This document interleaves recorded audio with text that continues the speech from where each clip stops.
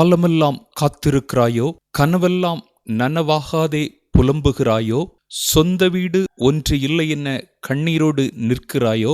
அனுதினமும் சொந்த வீடு கட்ட முடியவில்லை, தடைகளாய் இருக்கிறது என பரிதவிக்கிறாயோ? கலங்காதே மகளே, மகனே, உன்னை உருவாக்கிய தெய்வம் நிச்சயமாய் உனக்கு ஒரு சொந்த வீடை கட்டி தருவார். இயேசு உன் பக்கம் நிற்கிறார். அவரின் வல்லமை தடைகளை மாற்றி உனக்கு அழகான வீட்டை கட்டித்தரும் நாட்கள் வரப்போகிறது.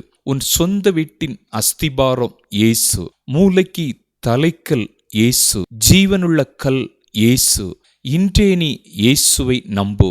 ஆம், அவர் உனக்கு ஆசீர்வாதமான வீட்டை கட்டித் தருவார்.